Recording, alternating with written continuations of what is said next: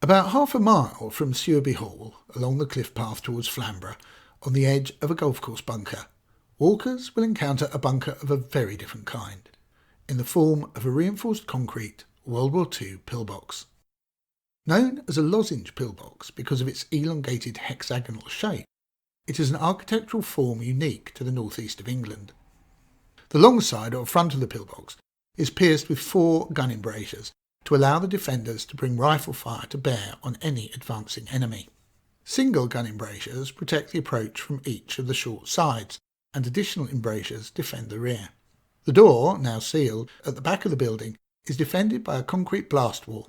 This would protect the occupants should a bomb or shell be lobbed over the structure and explode behind it. Inside, a central wall stopped ricocheting bullets. This pillbox was built sometime between 1940 and 1941 and formed part of a massive coastal defence system known as the Coastal Crust. The brainchild of General Edmund Ironside, Commander-in-Chief of Home Forces, the scheme involved the construction of a narrow defensive barrier or crust along the east and south coasts.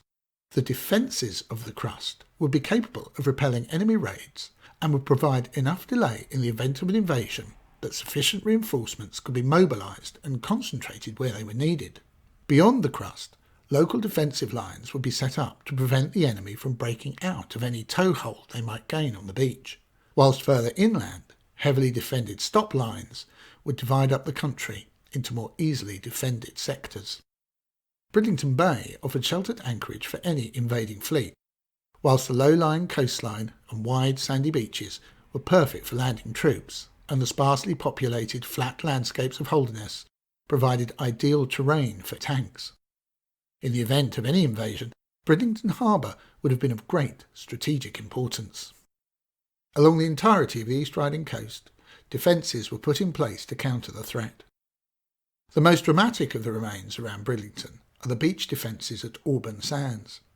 Here, anti-tank cubes can still be seen on the beach, as well as the remains of searchlight emplacements and pillboxes. But on Bridlington Beach, the defences were more ephemeral and have now all been removed. These would have comprised a framework of upright and diagonal scaffolding poles. Known as Admiralty scaffolding or beach scaffolding, they were designed to prevent an enemy landing tanks, whilst barbed wire entanglements would have been used against enemy personnel. These obstacles would have been backed up by strong points and defensive positions on the sea wall. The Sewerby Pillbox lies perpendicular to the path with its back to Danes Dyke, and seems to have belonged to a second line of defences, designed to stop the Germans from breaking out of any bridgehead they may have gained in Bridlington. In the end, the effectiveness of the defences were never tested. The Battle of Britain ended the immediate threat of invasion in 1940, and in 1941 the Germans turned their attention elsewhere.